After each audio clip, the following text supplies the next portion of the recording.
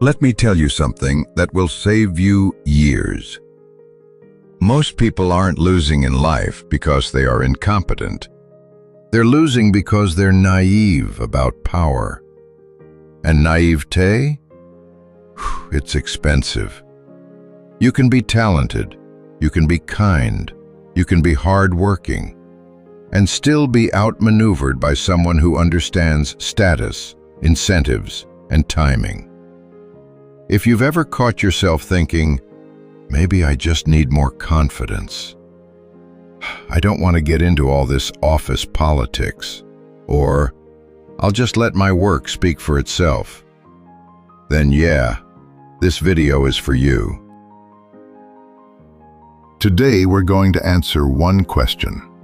If Machiavelli was alive, and he walked into your workplace, your social circle, your industry, your online life, how would he outsmart everyone? By being louder? By being cruel? No, by being strategic.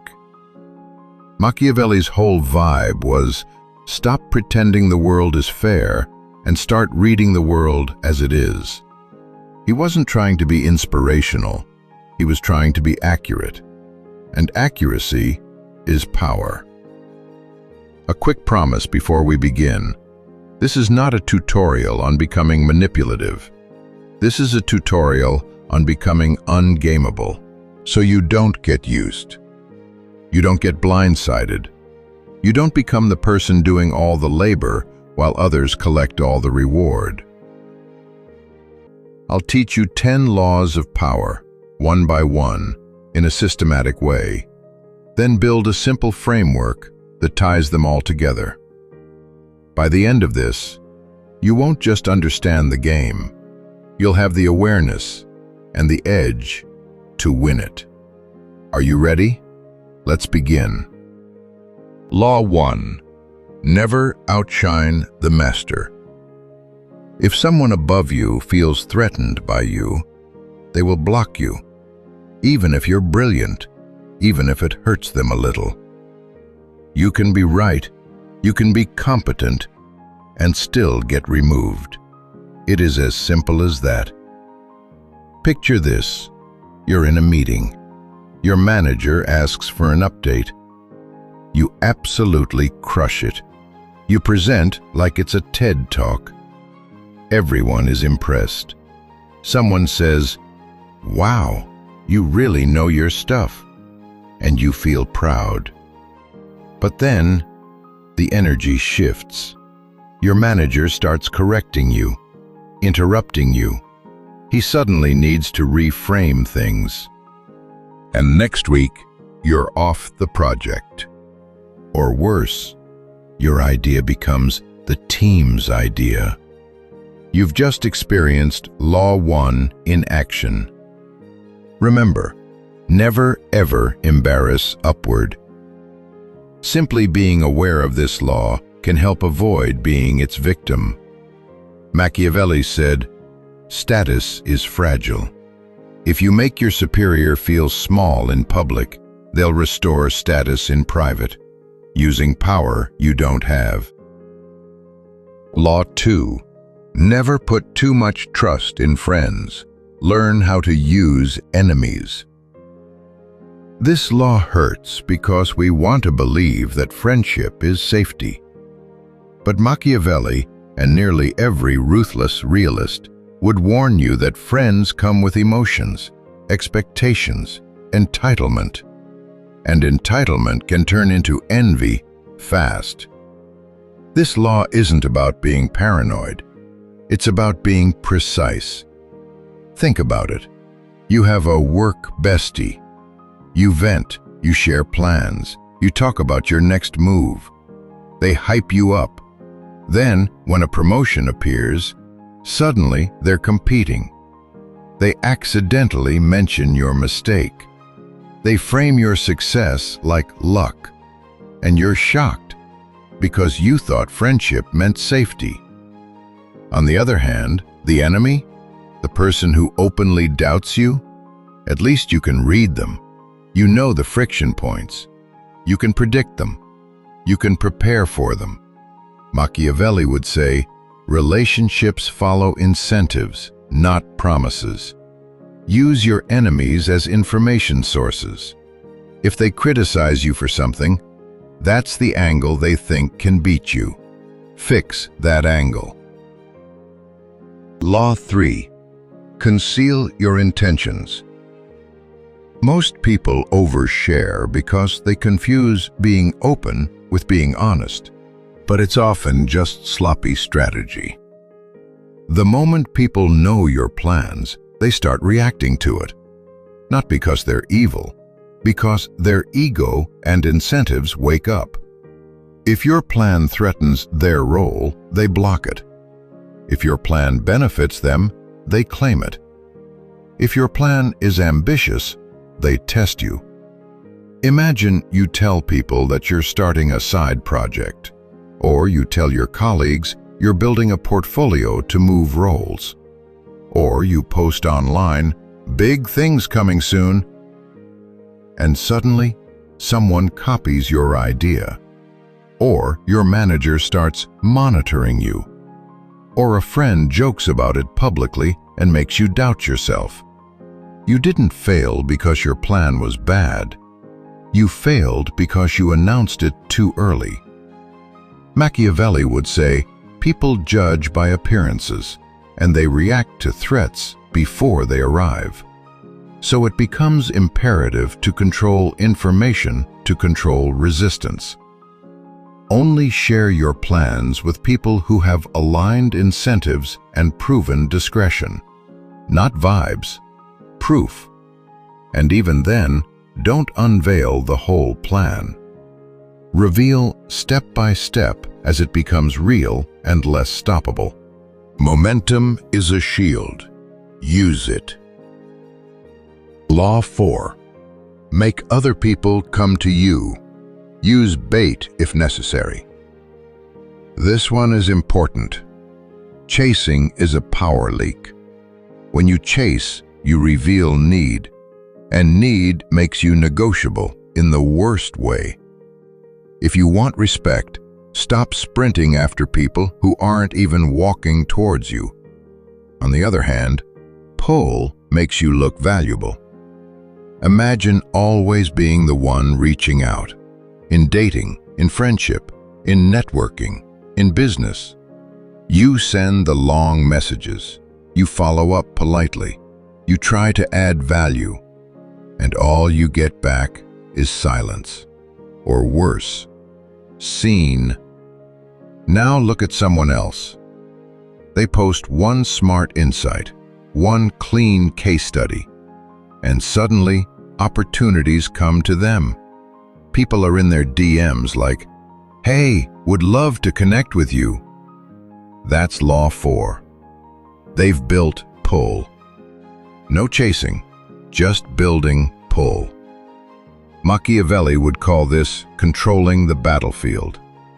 If people come to you, you choose terms, timing, and positioning.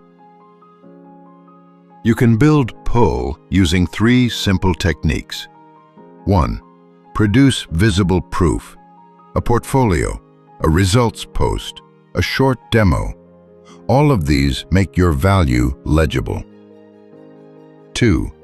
Use controlled availability. You don't have to reply instantly.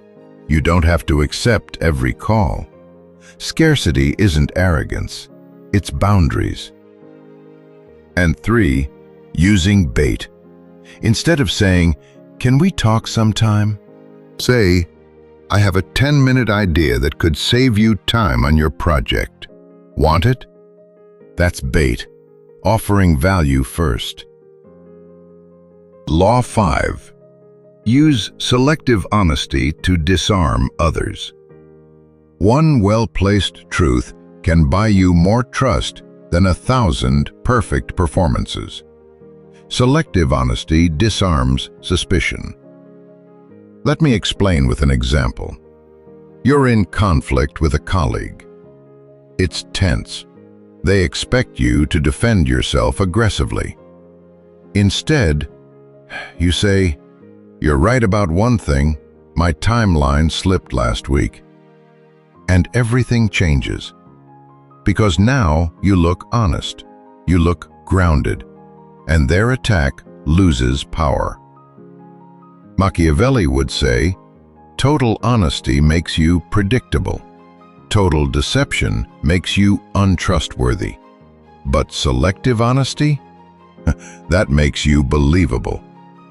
You reveal just enough truth to earn trust, while keeping control of the full picture. Law 6. When asking for help, appeal to people's self-interest, never to their mercy or gratitude. This law is pure realism. If you ask people to help because you deserve it, you're gambling. If you ask people to help because it benefits them, you're negotiating. Gratitude is real, but it's unreliable. Incentives are reliable, but they're not always visible. Your task is to make the incentive visible. Asking for help by saying, "Can you help me? I really need it," will almost always only get you sympathy, or maybe a polite excuse, because you're appealing to emotions. Instead, if you rephrase by saying, "If we do this now, it makes your quarter easier because your team gets X," you're now appealing to self-interest. And suddenly, there's movement, because you've made the incentive visible. Machiavelli believed that people protect themselves first. So if you want support, connect your request to their safety, status, or success. Law 7. Use absence to increase respect and honor. If you are always available, you become part of the furniture. People don't respect what they can endlessly access. If you are selectively available, you become valued. Absence isn't ghosting, it's controlled access. Don't reply instantly to everything. Don't join every meeting. Don't be the always yes person. Instead, show up where it matters, deliver, then step back. The Machiavellian logic is simple. If your presence is constant, your value gets discounted. If your presence is rare and useful, your value rises. Protect your honor by managing how often people can consume you, and disappear after delivering so people feel the difference. Law 8. Do not commit to anyone. People think loyalty is always a virtue. Machiavelli thinks loyalty is a tool, useful sometimes, dangerous other times. In modern life, not committing means not being emotionally owned by a group of people, or not announcing permanent loyalty to a plan that still depends on unknowns. You keep your options open all the time because options are leverage, and leverage is what keeps you from being cornered. The moment you become someone's person, you inherit their enemies. Committing too early makes you become collateral. Let me give you a relatable example. In your workplace, there are factions. Team A hates Team B. The two leaders silently compete. You join one side publicly. You like them. They're nice to you. You feel loyal. Then the power shifts, and your side loses influence. And suddenly you're labeled as not one of us. Machiavelli valued flexibility under changing fortune. Your real strength is optionality, the ability to move when the environment moves.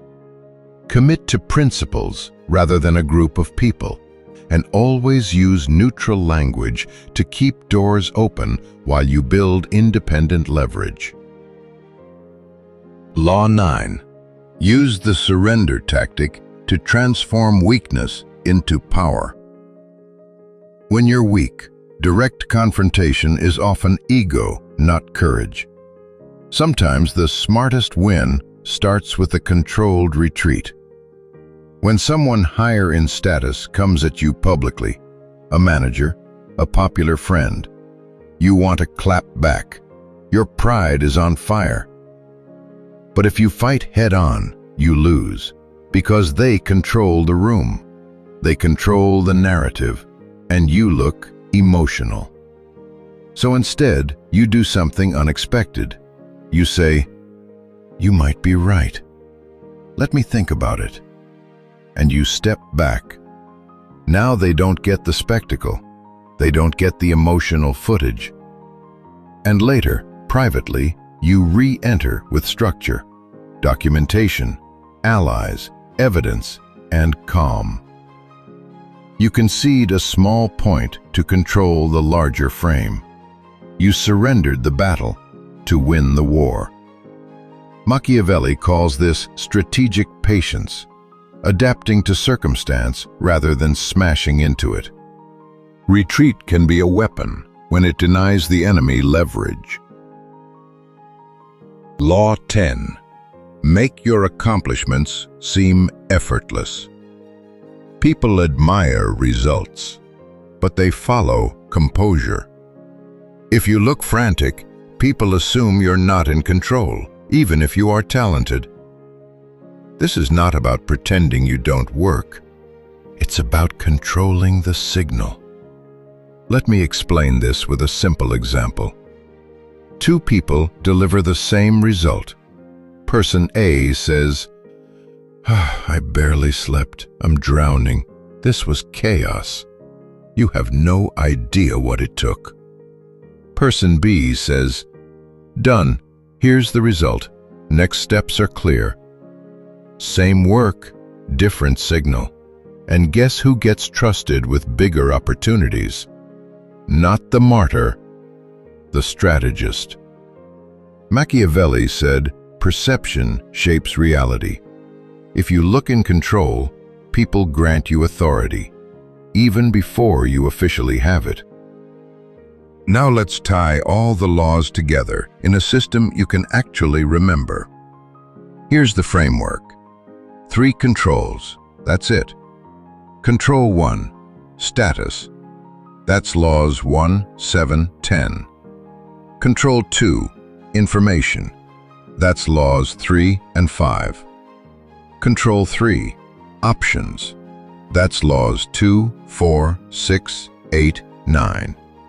Remember, most people lose power for one reason. They leak control. They leak status by outshining. They leak information by oversharing. They leak options by committing too early.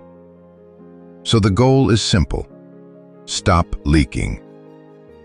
You can use these laws to protect yourself, or you can use them to exploit people.